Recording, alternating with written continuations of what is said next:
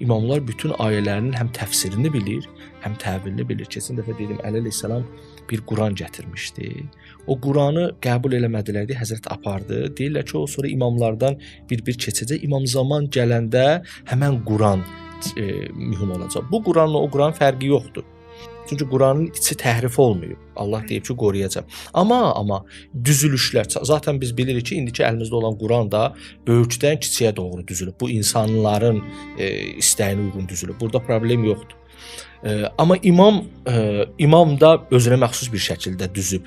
Əlbəttə deyilib ki, orada hansı düzülüşdən istifadə edib falan, amma bütün ayələrin həm tənzilini, həm təfsirini, həm təvilini deyib. Bəlkə də başqa məsələlər də deyib orada. O İmam Zaman əleyhissalam gələndə artıq o Quran cəmiyyətdə məşhur olacaq. Çünki orada hər şey yazılıb. Və imamların elə varlığı bunun üçündür. İmamların varlığı bunun üçün, çünki belə də olmalıdır.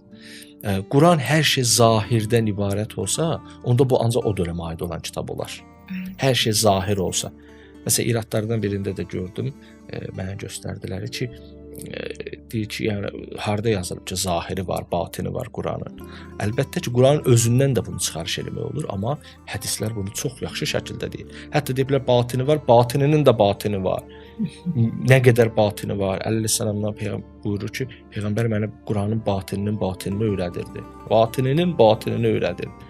Ona görə də Qurana heç vaxt zahiri baxmaq olmaz.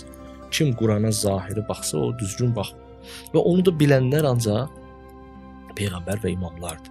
Ayənin də dediyi kimi rasixundur onlar bilənlər. Və onlar daha yaxşı bilər və biz də ona görə də peyğəmbər onları bizə tapşırır ki, iki ağır əmanət qoyun. Biri Qurandır, biri də ki, Əhl-i Beytdir.